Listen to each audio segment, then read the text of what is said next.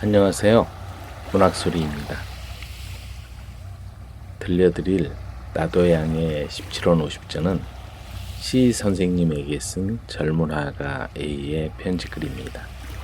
그래서인지 젊은 화가 A의 눈물의 한 방울이란 부제가 붙어 있군요. 편지글 형식의 소설은 영국 작가 제인 오스틴의 작품에서도 많이 볼 수 있는데요. 편지라는 소재를 통해 사실적이고 현실적인 내용을 표현하고 있습니다. 등장인물입니다. A. 젊은 화가. C 선생님. A가 편지를 쓴 인물. DH, WC, NC. A의 친구들. SO. 다리가 불구인 여인. 젊은 아내와 아이. 1923년 개벽에 발표된 이 단편 소설에서 A라는 가난한 화가는 익명의 C라는 선생님에게 인생의 고뇌와 감정을 숨김없이 털어놓고 있습니다. 누구나 인생이라는 화폭에 그림을 그리는 화가가 아닐까요? 나도향의 17원 50전입니다.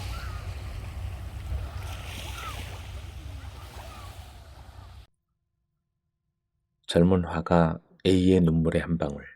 나도향. 사랑하시는 시 선생님께 어린 심정에서 때없이 솟아오르는 끝없는 느낌의 한마디를 올리나이다. 시간이란 시내가 흐르는 대로 우리 인생은 그 위에서 뱃놀이를 하고 있습니다.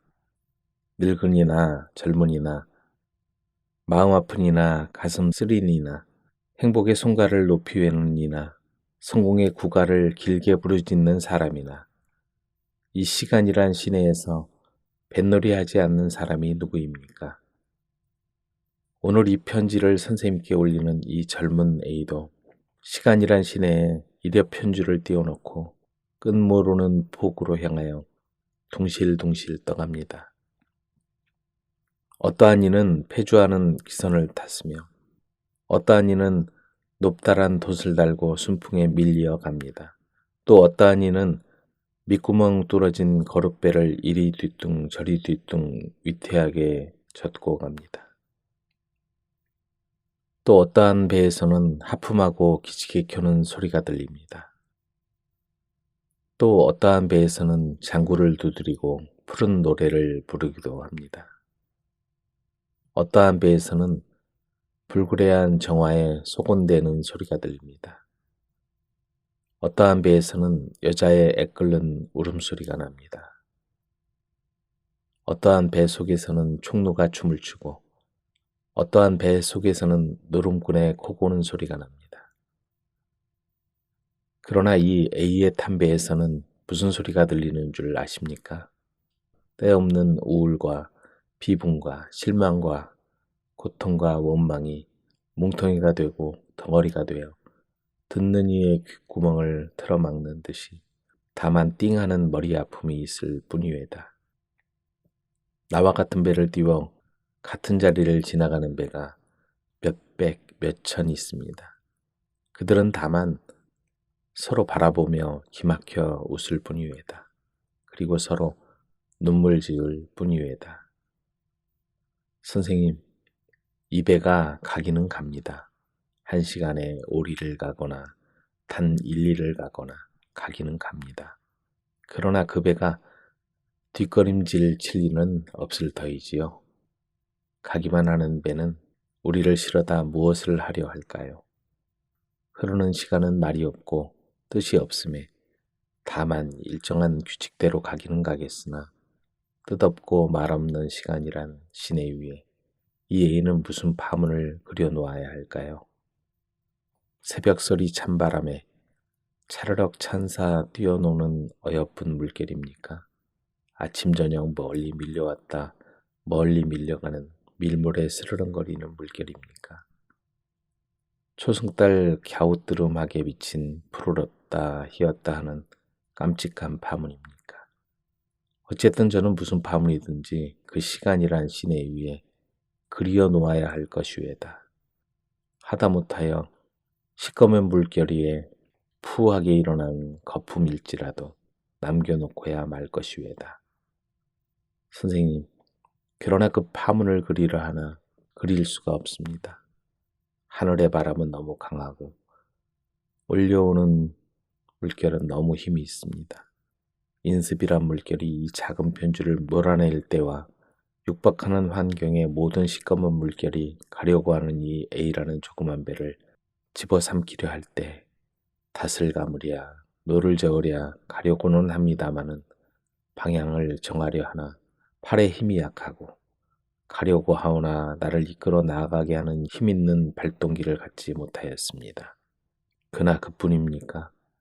어떠한 때는 폭우가 내리붙고 어떠한 때에는 광풍이 밀려와 간신히 대뚱거리는 이 작은 배를 사정없이 푸른 물결 속에 집어넣으려 합니다. 아, 선생님, 그러나 그뿐이 아니외다. 어떠한 때는 어두운 밤이 됩니다. 울멍줄멍하는 노한 파도가 다만 시꺼먼 암흑 속에서 이리 뛰고 저리 뜁니다. 하늘에서 희망의 별 하나 보이지 않습니다. 저쪽 어귀에 희미하게 비치는 깨알 같은 등대에 깜빡거리는 불도 꺼질 때가 있습니다. 그러나 저는 가렵니다. 약하고 힘없는 두 팔 두 다리로 저 보이지 않는 포구를 향하여 형형색색의 파문을 그리면서 가기는 가렵니다. 오늘에 그리어 놓은 파문의 한 폭이 내일에 그릴 파문을 낳고 내일에 그리어 놓은 파문의 한 폭이 모레에 그것을 낳아 저쪽 포구에 이를 때에는 대양으로 나아가는 힘있는 여울 물결 위에 거룩하고 꽃다운 성공의 파문을 그리려 합니다. 아, 그때에는 암흑에 날뛰는 미친 파도나 때없는 폭풍우나 밀려오는 인습의 물결이나 모든 환경의 그 모진 파도가 그 거룩하고 꽃다운 파문 하나는 지워버리지 못할 것이며 삼키어버리지 못할 것이요. 이 작은 이력 편주는 그때가 되어 바위에 부딪혀 깨어지거나 물결에 씻기어 사라지거나 저는 다만 죽어가는 목구멍 속으로라도 넘치는 환희와 북받치는 기쁨으로 영생의 노래를 부를 것이외다. 오늘은 웬일인지 일기가 전해보지 못하게 음침합니다. 답답한 심사와 침울한 감정을 양기 있고 청징하게 하려 애를 썼으나 그것은 실패하였습니다. 아침에 밥을 먹는 저는 12시가 되도록 습기 찬 땅바닥에 누워 있었습니다. 오고 가는 공상이 어떠한 때는 저를 웃기더니 어떠한 때는 울리더이다. 저의 젊은 아내는 오색 종이로 바른 반지꼬리를 옆에 놓고 별같은 두 눈을 깜빡거리며 저의 입고 나갈 두루마기 끈을 달고 있었나이다. 저는 저의 아내를 볼 때마다 불쌍한 생각이 납니다. 나이 젊은 아내의 고생살이를 생각할 때마다 저의 심정은 웬일인지 쓰립니다. 제 옆에 앉아있는 그 젊은 아내가 과연 저의 이상을 채우는 아내는 아니외다. 사랑과 사랑이 결합하여 된 부부가 아니외다. 자각 있는 애인의 좋아 있는 사랑은 아니외다. 그는 무엇을 믿고서 나의 아내가 되었으며 무슨 작정을 가지고 나를 사랑하는지 알 수가 없습니다. 애인과 애인이 서로 만나는 것이 가장 큰 대담한 일이라 하면 애인도 아니요. 애인도 아닌 이 두 사람의 서로 결합된 것도 위태하게도 대담한 것이외다. 위태한 짓을 똑같이 한 이 애인은 불쌍한 용자이지만은 그것을 지금까지 알지 못하는 저의 젊은 아내도 어리석은 용자이외다. 우리 두 사람이 과연 원만하게 사랑의 가락을 두 몸에 얽어 놓았습니다. 강대한 세력을 두 사람의 붉은 피 속에 부어주는 것이 무엇입니까? 그러나 어린 자식은 절더러 아빠 아빠 합니다. 그리고 저의 아내더러는 엄마 엄마 합니다. 엄마 아빠라 부르는 그 소리를 들을 때마다 알지도 못하게 저의 마음은 깨끗하여지며 어느 틈엔지 따가운 귀여움이 저의 가슴을 채웁니다. 어린애가 웃으면 저도 웃습니다. 그러면 저의 아내도 웃습니다. 저의 아내의 웃는 눈은 반드시 나의 얼굴을 바라봅니다. 철없는 아이가 재롱부려 웃을 때는 저의 웃음과 저의 아내의 웃음소리는 보이지 않는 공중에서 서로 얼클어져 입을 맞춥니다. 그때에는 모든 불행, 모든 고통이 그 방 안에서 내쫓기어 버립니다. 오늘도 남양한 창에는 햇볕이 따뜻하게 드는데 철없는 어린 자식은 방 한 귀퉁이에서 자막대기를 가지고 몽실몽실한 두 다리를 쭉 뻗고서 무엇이 그리 재미있는지 콧소리를 새근새근하며 장난을 하고 있을 때 답답한 감정이 공연히 저의 상을 찌푸리게 하였으나 근지러운 살과 부드러운 입김을 가진 저의 아내가 고요한 침묵을 가는 바늘로써 바느질할 때 웬일인지 눈은 감고 저의 전신의 모든 관능은 힘을 잃은 것 같이 누구나여졌나이다. 잠들지 않은 나의 정신은 혼동한 가운데 젖어 있을 때 나의 아내는 무엇을 생각하였는지 여보세요. 날이 점점 추워오는데 월급되거든 어린애 모자 하나 사오세요. 하였습니다. 이 말을 듣는 저는 듣고도 못 들은 채 하였습니다. 그리고 속마음으로는 화구도 살 것이 있고 책도 좀 사야 할 터인데 어린애 모자는 천천히 사지 하며 아내의 말에 공연한 심증이 났습니다. 그 심중은 결코 아내의 말이 부당한 말이나 어린아이의 모자를 사다 주는 것이 아까와 그러한 것이 아니라 경제의 압박을 당하여 오는 저는 돈이라는 소리가 나올 때마다 쌓아오고 쌓아온 불평이 공연히 좋던 감정도 얼클어뜨려 버립니다. 저의 아내는 여러 번 그런 일을 말하면서도 저의 대답하지라는 것이 무한한 듯이 한참이나 아무 소리가 없다가 왜 남의 말에 대답이 없소? 하였습니다. 나는 여전히 말대답이 없이 드러누워 있었습니다. 아내는 또다시 어린애 모자 하나 사다 주기가 무엇이 그리 어려워서 하더니 아무 소리도 없이 다 꿰맨 두루마기를 툭툭 털어 저의 누워있는 다리 위에 툭 던졌습니다. 자막대를 가지고 장난하던 어린애는 모자 소리를 듣더니 때때 모자? 응? 엄마? 하고 벙긋벙긋 웃으며 저의 아내를 쳐다보며 달려듭니다. 이것을 본 저의 아내는 토라졌던 얼굴을 다시 고치었는지 글쎄 이것 좀 보시오. 모자 하는구려. 하며 아무 말 없이 두 눈 위에 팔을 얹고 누워있는 저의 가슴을 가만히 연하고 부드럽게 흔들었습니다. 저의 아내의 매끈매끈한 손가락이 저의 옷 위에서 옴지락거릴 때 저의 피부 밑으로 지나가는 신경은 무엇에 취한 듯한 감각을 저의 핏결 속에 전하는 듯 하였습니다. 저는 다만 왜 이래? 귀찮아! 하고 팔꿈치로 아내의 손을 툭 치며 다시 돌아 누웠습니다. 제가 원래 신경질임을 아는 저의 아내는 조금도 노여워하는 기색이 없이 다만 생글 웃으면서 가장 노한 듯이 그만두구려? 어서 옷이나 입고 나아가요. 대낮에 두루누워 있는 것이 갑갑해 못 견디겠구려. 하는 목소리는 웬일인지 마음 약한 저의 거짓 노여함을 오래가기는 못하였습니다. 저는 다만 벌떡 일어나며 아내의 얼굴을 한번 쳐다보고 에이 그 등살에 누워 있을 수가 있어야지. 두루마기 어쨌소? 하며 웃음을 참지 못하고 빙그레 웃었습니다. 저의 아내도 웃음이 떠도는 얼굴에 거짓 노여움을 섞으면서 그것 아니고 무엇이오? 하며 방바닥에 놓여있는 저의 두루마기를 가리켰습니다. 저는 다만 무한한 가운데도 우스운 생각이 나서 아무 말 없이 두루마기를 입고 지금 몇 시나 되었을꼬? 하며 혼잣말을 하고는 모자를 집어 썼습니다. 저는 바깥으로 나왔습니다. 젊은 아내와 정에 겨운 싸움을 하고 나온 저의 마음은 바깥에 나와서 비로소 그 시간에 일어나는 역사가 그립고 애착하는 생각이 났습니다.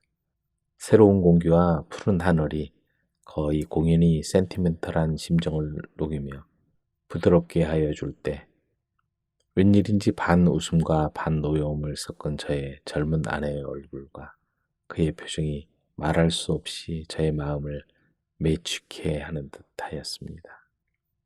저는 저의 친구를 찾아 MW 사라에 향하여 오면서 생각하는 것은 저의 아내뿐이었으며 그 아내가 청하던 어린 자식의 새 모자였습니다. 저는 월급을 타거든 모자를 사다 주리라 하였습니다. 그래서 어린아이의 마음을 기꺼우게 하기도 할 뿐만 아니라 아이의 어머니 된 젊은 아내의 마음을 즐거우게 하여 주리라 하였습니다. MW사에 왔습니다. DHWC는 서로 바라보며 무슨 걱정인지 하고 있었습니다. 웬일인지 그 넓지 못한 방 안에서는 검푸른 근심의 그늘이 오락가락하였습니다. 저는 웬일들이야? 무슨 걱정 들었나? 하였습니다. 얼굴 검은 DH는 그렇지 않아도 자네를 기다렸네. 그런 게 아니라 N씨 아내가 앓는다는 기별이 왔는데 본래 구차한 그 사람이 어떻게 근심을 하겠나. 그래서 오늘 N씨 집까지 가볼까 하고 자네를 기다리던 터인데. 뭐야? N씨 아내가? 그래. 그거 참 안 되었네 그려. 그러면 언제 가려나? 차비들은 준비되었나? 그것은 내가 준비하였어. 그러면 가보세 그려. 저는 다만 친구의 불쌍한 처지에 동정하는 마음을 견디지 못하였습니다. N씨의 집은 시골입니다. 더구나 한적한 촌입니다. 그의 생활은 부유롭지 못하고 빈곤합니다. 그는 지금 자기의 손으로 농사를 짓습니다. 아침에 괭이 메고 논으로 갑니다. 저녁이면 시름 없이 자기 집으로 돌아옵니다. 돌아온 그는 깜빡깜빡하는 유경 밑에 깨알 같은 책을 봅니다. 그리고 시를 씁니다. 그의 시는 선생님도 보신 바가 있겠지요마는 참으로 완벽을 이룬 것이 적지 않습니다. 저는 N씨의 한적한 생활을 부러워합니다. 조금도 불평이 없이 조금도 변함이 없는 그의 굳은 신앙 아래 살아가는 것을 저는 부러워합니다. 저는 그의 눈물을 못 보았습니다. 그는 한숨이 저의 귀를 서늘하게 하지 못하였습니다. 사랑하시는 선생님, 사람의 눈물이 있다고 하면 이러한 경우에 울지 않는 사람은 없을 것이지요. 만일 참으로 그 눈물이 눈물이라고 하면 이와 같은 눈물이 참 눈물이겠지요. 오늘 저녁 이외다. 저희 세 사람은 N씨가 사는 시골에 왔습니다. 정거장에서 심리를 걸어 들어올 때 저희 세 사람은 참으로 공통된 의식, 공통된 감정을 머릿속과 가슴속에 품고 있었습니다. 멀리 보이는 작은 별들은 옛날에 동방 박사들을 베들레헴으로 인도한 듯이 우리를 보고서 재롱부려 깜빡거립니다. 다닥다닥한 좀생이는 간지러운 듯이 옹기종기합니다. 밤은 어둡고 길은 험하오나 저희를 이끌어가는 그 무슨 세력의 선이 끝나는 저편에는 반정이라는 낙원이 있습니다. 동지라는 그리운 에덴이 있습니다. 말이 없고 소리가 없어 걸어가는 우리 세 사람은 다만 쓸쓸하고 적막하고 심심하고 무미담담한 N씨의 집을 찾아가면서도 우리의 끓는 피와 타는 정열은 그 찾아가는 한적한 농촌을 싸고 도는 가만한 공기를 꽃답고 찬란하게 그려놓으려 하였습니다. 그러나 N씨의 집에 다다랐을 때가 되었습니다. 초가집 가장자리를 싸고 도는 암흑 속에서 이리 왔다 저리 갔다 혼자 왔다 갔다 하는 사람이 있었습니다. 그는 그때 눈을 감고 하늘을 쳐다보고 있었습니다. 우리는 그를 N씨로 알았습니다. 우리는 다만 N씨! 하고 반가운 두 손을 내밀었습니다. 그것을 본 N씨는 다만 아무 소리가 없이 파리한 두 손을 내밀며 야, 어떻게들 이렇게 내려왔나 하며 힘없는 말소리에 처량한 기운이 도는 목소리로 대답을 하였습니다. 우리 세 사람 마음속에는 NC의 말소리를 들을 때 그 무슨 애매한 의식을 깨달았습니다. 인생의 애가 마음 아프고 가슴 저린 그 무슨 노래를 듣는 듯이 NC의 목소리에서는 푸른 기운이 돌았습니다. NC는 아무 말이 없이 다만 번갈아가며 우리 세 사람의 손을 단단히 쥐었습니다. 그리고는 나의 아내는 30분 전에 영원한 해결의 나라로 갔네 하였습니다. NC의 눈에서는 여태까지 보지 못하던 눈물이 흘렀습니다. NC의 가슴은 에이고 붉은 피는 식고 애탄의 결정인 뜨거운 눈물은 다만 차디찬 옷깃을 적시고 시름없이 식어버리더이다. 그 누가 말한 바와 같이 하늘에는 별이 있습니다. 땅에는 꽃이 있습니다. 바다에는 진주가 있습니다. 우리 사람에게는 뜨겁게 반짝이는 눈물이 있습니다. 누가 이것을 보고 울지 않을 이가 있고 누가 이 꼴을 보고 눈물을 흘리지 않는 이가 있을까요? 우리 세 사람은 한참이나 선체로 울었습니다. 친한 친구, 사랑하는 동지자의 사랑하는 아내가 죽어간 것을 보았을 때 새삼스럽게 우리 인생의 모든 피해가 심약한 우리들을 울리었습니다. 오래 배웁지를 못하였습니다. 일주일 동안이나 NC의 집에 있었습니다. NC의 아내의 장례는 저희가 시골에 간 지 이틀 뒤였습니다. 초가을은 으스스하였습니다. 나뭇잎은 시체를 담은 상여 위에서 시들어가는 듯이 춤을 추었습니다. 상여꾼들의 목 느려 부르는 구슬픈 구간은 길고 느리게 공동묘지로 향하는 산고개를 넘어가다이다. 아, NC 안에는 영혼이 갔습니다. 독리를 거치고 산모롱이를 지나서 영혼이 갔습니다. 그러나 NC의 머릿속에서 끝없이 울고 있을 그의 환영은 길고 긴 세월을 두고 우리 NC를 얼마나 울릴까요?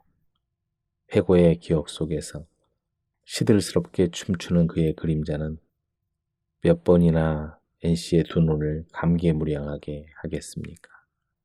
새벽설이 차디찬 밤, 초승달 갸웃드름한 저녁에 애타는 옛 기억, 마음 아픈 옛 생각은 어느 곳 어느 자리에서 우리 NC를 울릴까요? 제가 NC의 아내의 장례에 참례하였을 때에는 저도 또한 죽음과 생의 경계선에 서 있는 듯 하였습니다. 죽음과 삶이라는 것이 무엇이 다를 것인가요? 살았다 함은 육체의 혈액이 돌고 모든 것을 의식하고 모든 것을 감각한다 함입니까? 죽음이라는 것은 모든 관능이 육체의 썩어짐과 함께 그 활동을 잃어버린다 함입니까? 저는 무한한 피해를 아니 느낄 수가 없습니다. 어저께 시골서 올라왔습니다. 오늘은 웬일인지 일기가 청명하더이다. 가냘프고 달콤한 공기가 저의 콧속을 통하여 쉴 새 없이 벌룩거리는 폐 속으로 지나 들어갈 때 어제까지는 시들은 듯한 저의 혈액은 정해진 듯 하더이다. 낭망이라는 그림을 그리면서 낭망을 염려하는 저는 쉬지 않고 꽃다운 희망으로 저의 가슴을 채웠었습니다.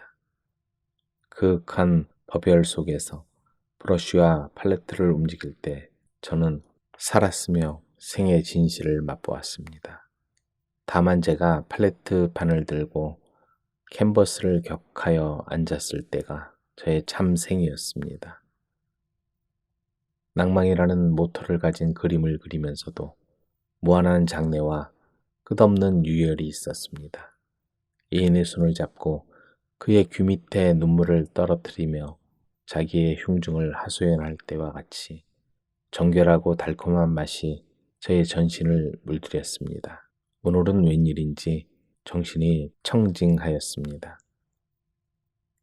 일주일 가까이 자극이 적은 향토해서 논가닥인지는 알 수 없으나 어떻든 한화한 정신으로 노곤한 안일 속에 오늘 하루를 지내었습니다.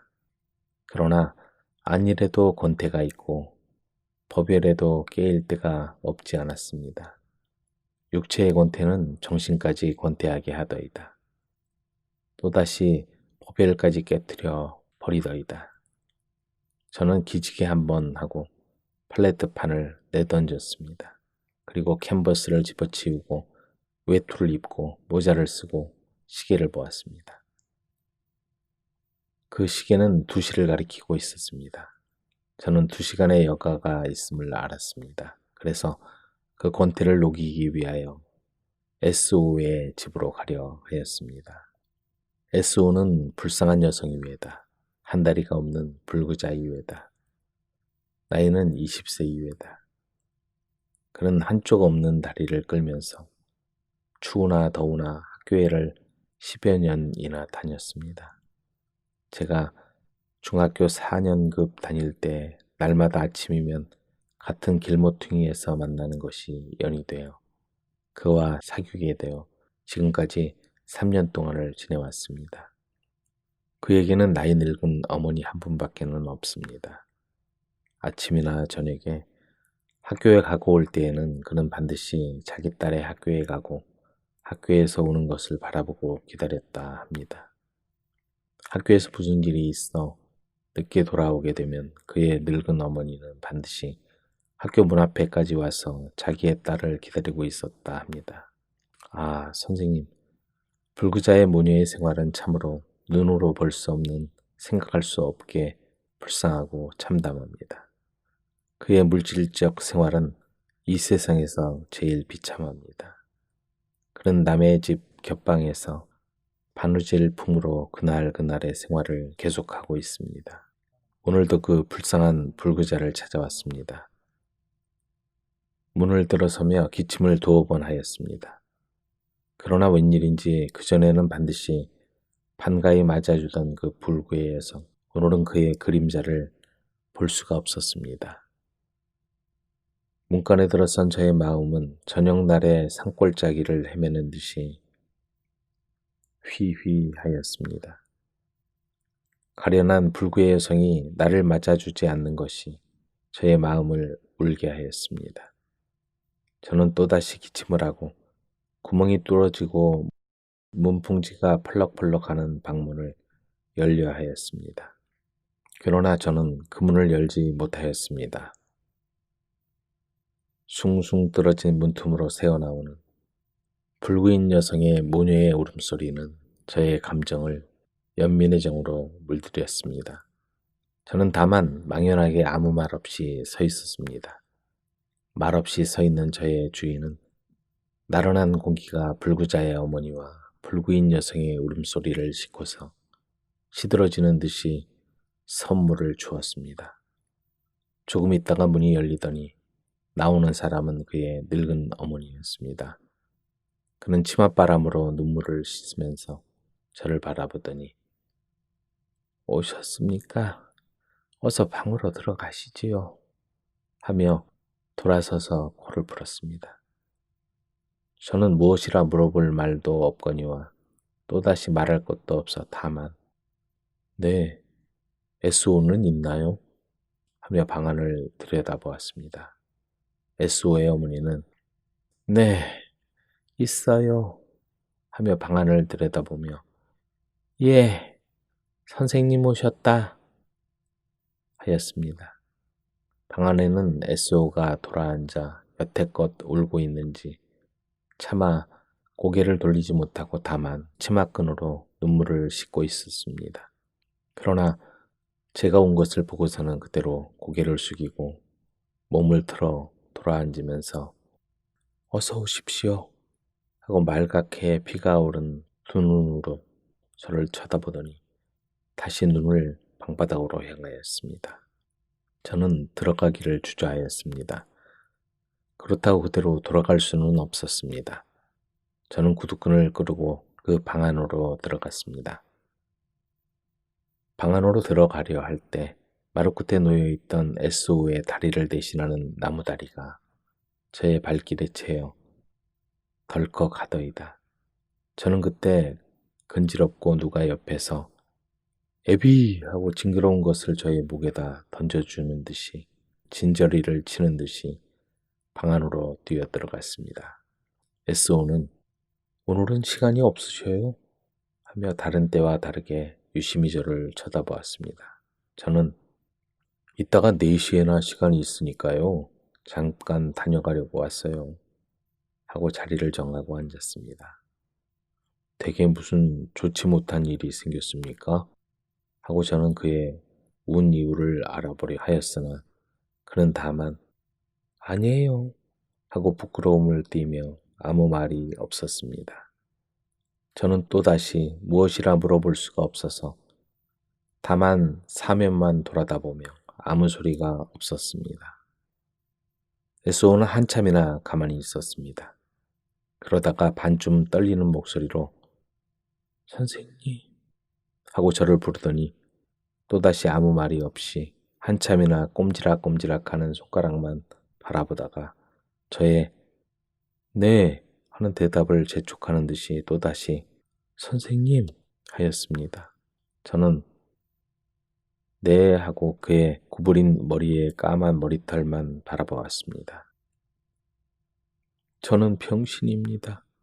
하더러 여태까지 참았던 눈물이 또다시 떨어져 방바닥 위로 시름없이 굴렀습니다.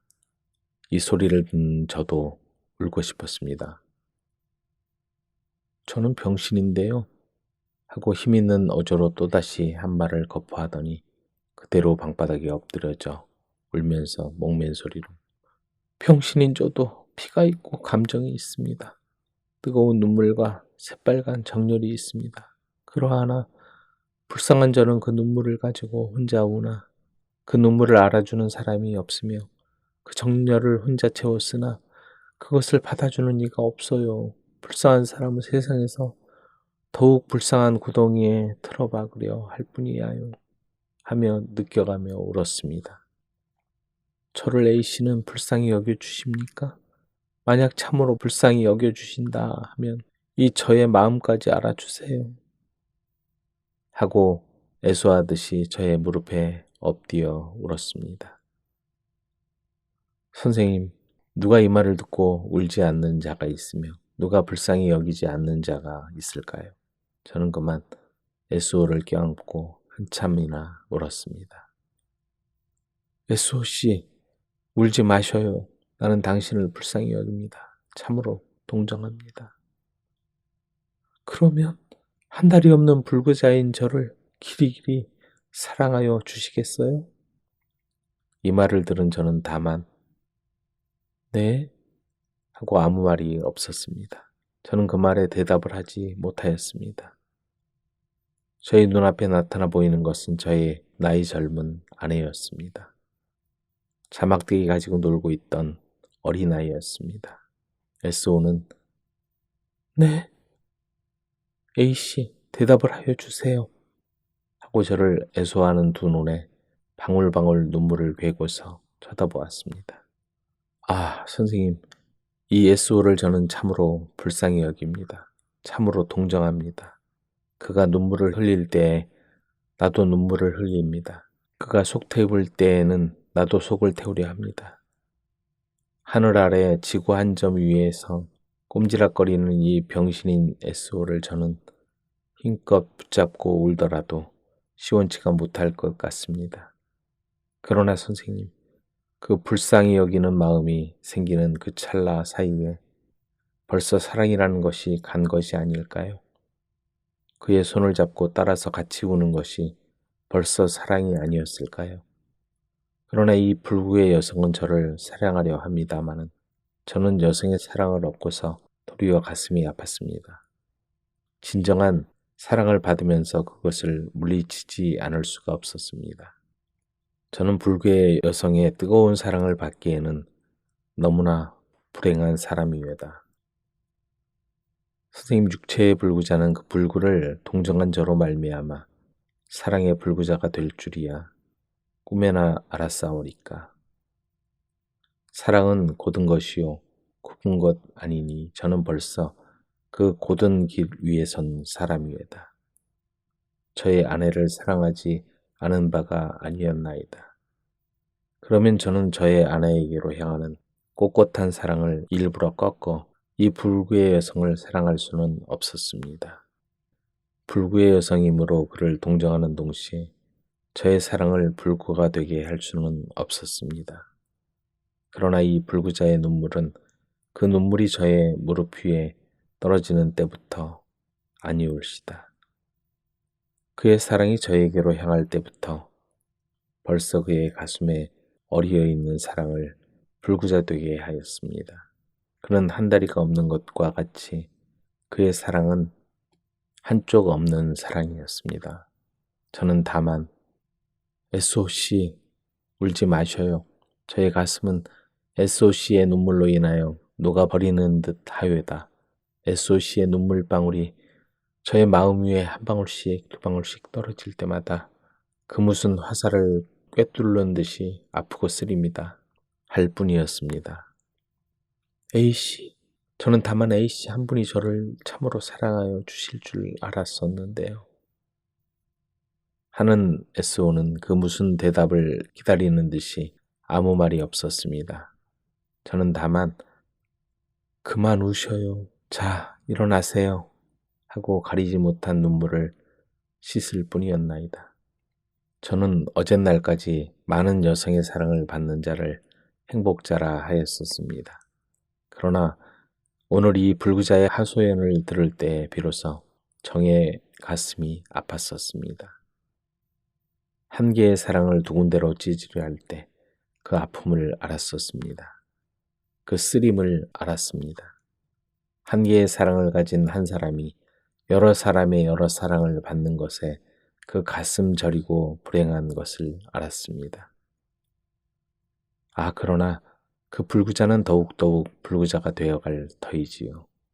낭만과 원한의 심연에서 하늘을 우러러 그의 불행을 부르짖을 터이지요.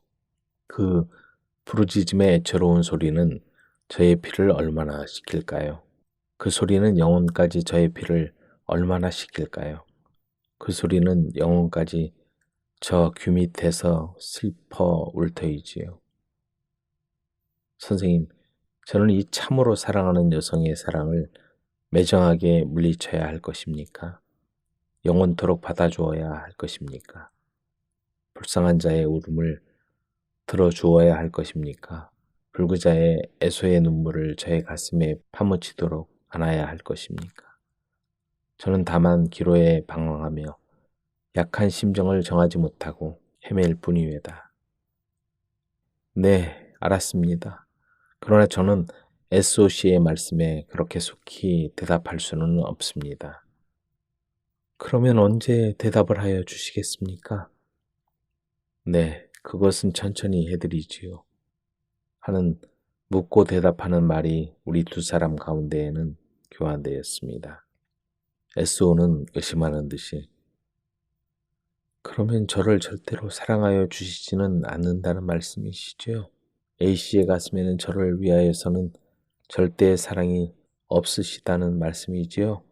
하며 원망하듯이 저를 쳐다보았습니다. 저는 무엇이라 대답해야 할는지 몰랐습니다. 참으로 저에게 절대의 사랑이 그때 있었습니까? 참으로 없었습니다. 절대의 동정과 연민은 있었을는지 알 수 없어도 절대의 사랑은 없었습니다.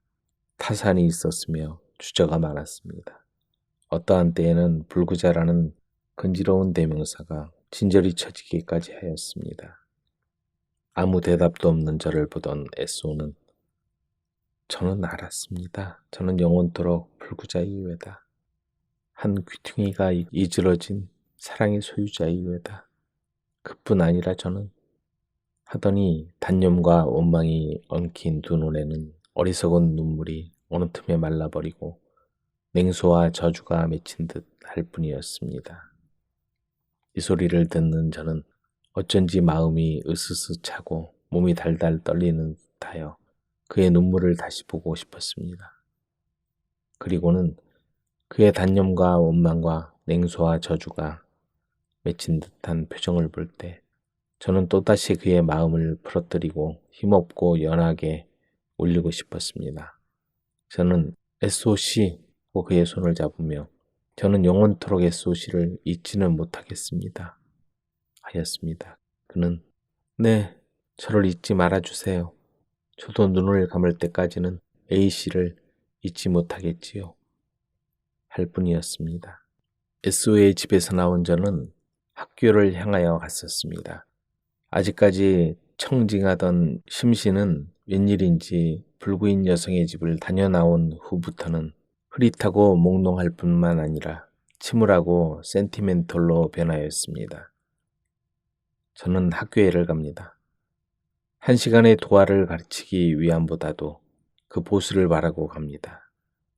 세상에 제일 불행한 범죄가 있다 하면 아마 이와 같은 자이겠지요. 뜻하지 않고 내 마음에 있지 않은 것을 한 뭉치의 밥덩어리와 김치 몇 쪽에 충복한 식물을 위하여 알면서 행한다 하면 죄인 줄 알면서 타인의 물건을 도적한 기한에 쪼들린 자와 얼마나 나을 것이 있겠습니까? 남의 물건을 도적한 자의 양심이 열린다 하면 그만큼 비례한 저의 양심도 떨리었을 것이며 박도하는 기한에 못 이겨 다른 사람의 물건을 도적한 사람의 생을 갈구한 것을 동정할 것이라 하면 생명을 잇기 위하여 자기의 양심을 속이는 이 A라는 화가도 또한 동정을 구할 수가 있을 것일런지요. 저는 학교 정문에 들어섰습니다. 그때 마침 M 교주가 학교를 다녀가는 길인지 자동차에 오르려 할 때였습니다. 그때 그 간사한 이 선생은 교주의 팔을 부축하여 자동차 속으로 몰아넣었습니다.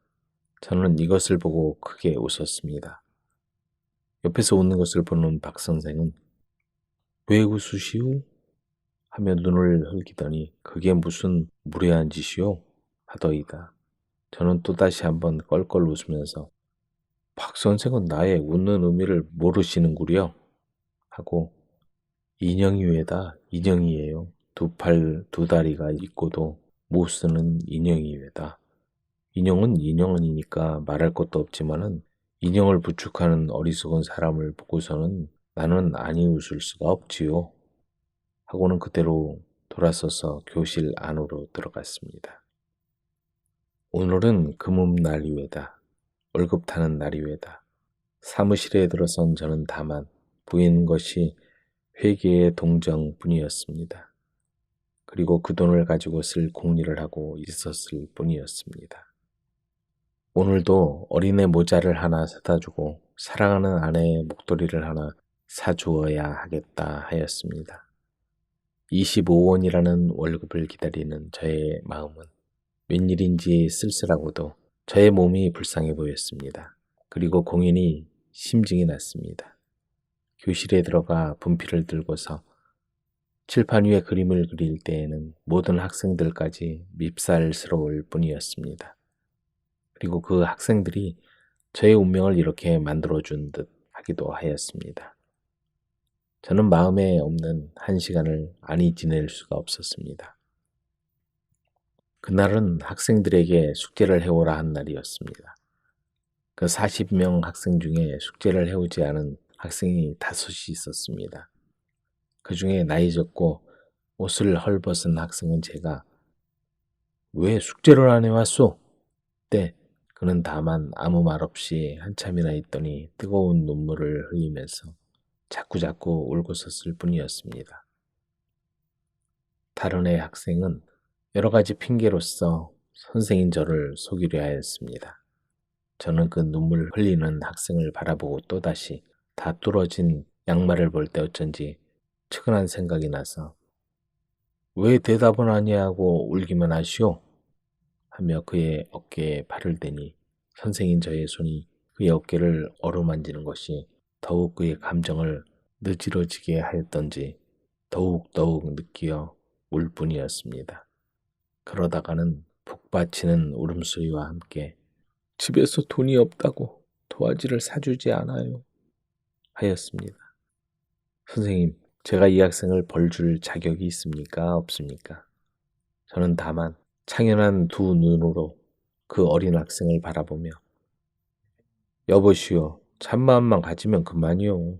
나는 당신의 그림 그려오지 않은 것을 체크하려 한 것이 아니라 당신의 참 성의가 없었는가 하는 것을 체크하려 함이었소. 당신의 눈물 한 방울은 오늘 그려오지 못한 그 그림보다 몇 배의 가치가 있는 것이요. 하였습니다. 하악 후 사무실로 나왔습니다. 회계는 나를 보더니 아주 은근한 듯이 A 선생님, 이리로 좀 오십시오. 하고 자기 곁으로 부르더니 봉투에 집어넣은 월급을 제 손에 쥐어주면서 담배값이나 하십시오. 하였습니다. 저는 그것을 받는 것이 어쩐지 부끄러웠습니다. 그래서 네, 고맙습니다. 하고 그대로 보지도 않고 주머니에다 넣었습니다. 날은 점점 어두워 가느라고 회색의 저녁빛이 온 시가를 싸고 도는데 저는 학교 문 밖에 나와서야 그 봉투를 다시 끄집어내어 그 속에 있는 돈을 꺼내보았습니다. 그 속에는 17원 50전, 17원 50전이 들어 있었습니다. 저는 멈칫하고 섰습니다. 그리고 어째 17원 50전만 되나? 하고 한참이나 의아하며 생각을 하고 있을 때 문득 생각나는 것은 A씨의 집 갔었던 것이외다. 아내 잃은 친구를 찾아갔던 일주일간의 노력의 대가는 학교에서는 제하해졌습니다. 아, 스님, 저의 손에는 17원 50전이 있습니다. 1개월 노력한 대가는 17원 50전이외다. 불쌍한 젊은 화가의 양심을 부끄럽게 한 대가가 17원 50전이외다. 저는 하는 수 없었습니다. 회색 봉투에 집어넣은 그 돈을 들고 SO 집까지 무의식 중에 왔습니다. 하늘의 구름장 사이로는 가리었다 보였다 하는 작은 별들이 이 우스운 젊은 A를 비웃는 듯이 내다보고 있었습니다. 회색의 감정이 공연히 저의 마음을 울분하고 원망스럽게 하였습니다. SO의 집에는 무엇하러 왔을까요? 그것은 저도 알지 못하였습니다. 문간에 와서야 내가 무엇하러 여기로 왔나 하고 그대로 집으로 돌아가려 하였습니다. 그러나 저의 가슴에서 때없이 울고 있는 그 무슨 하모니는 저의 발을 SO의 집 안으로 끌어들였었습니다. 그러나 저는 그전과 같이 서슴지 않고 그대로 들어갈 수가 없었습니다.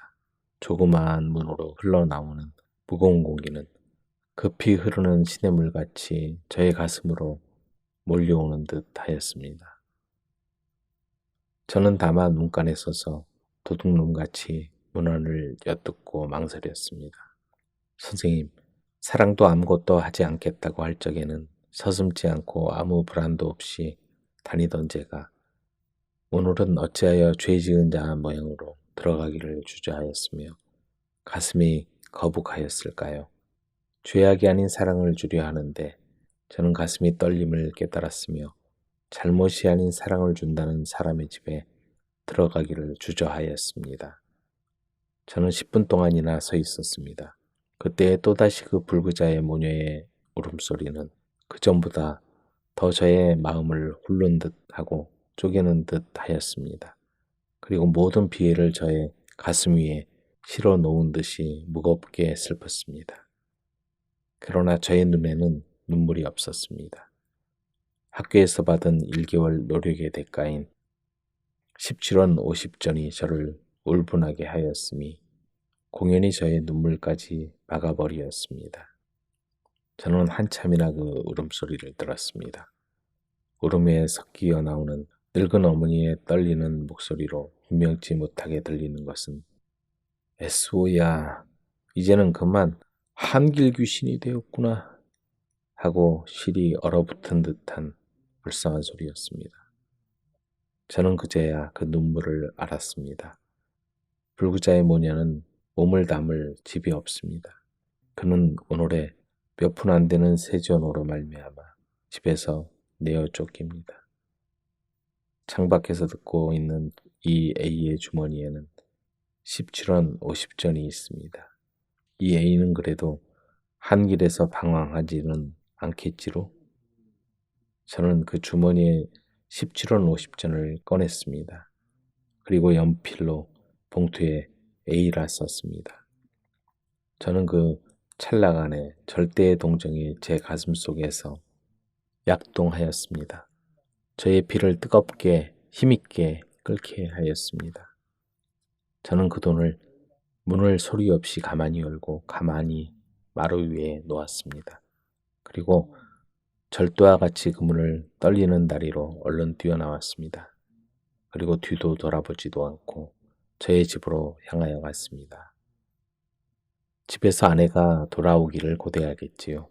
어린 자식은 아버지 오면 때때 모자를 사다 준다고 몽실몽글한 손을 고개에 괴고 이 젊은 아버지 돌아오기를 바라고 있을 터이지요. 그러나 월급날인 오늘의 저의 주머니는 벌써 한 입도 없는 털털이가 되었습니다. 저의 들어가는 대문 소리를 듣고 다른 날보다 더 반가워 맞아주는 젊은 아내에게 그의 마음을 만족시켜줄 아무것도 없습니다. 어린 자식의 기뻐 뛰는 마음을 도리어 풀이 죽게 할 뿐이겠지요. 그러하오나 어둠 속으로 파고 들어가듯이 암흑한 동리를 걸어가는 이 A의 마음은 웬일인지 만족한 기꺼움이 있었으며 싱싱한 생의 약동이 있었습니다. 저는 또다시 MW사로 왔습니다. 거기에는 DH와 WC가 웅크리고 앉아서 무슨 책을 보고 있더니 저를 보고서 어떻게 되었나? 하였습니다. 그것은 저의 월급말이었습니다. 저는 모자를 벗고 구두끈을 끌으면서 기가 막힌 듯이 쓸쓸히 웃으면서 흥! 나의 1개월 동안의 대가는 참으로 값있게 써버리었네 하였습니다.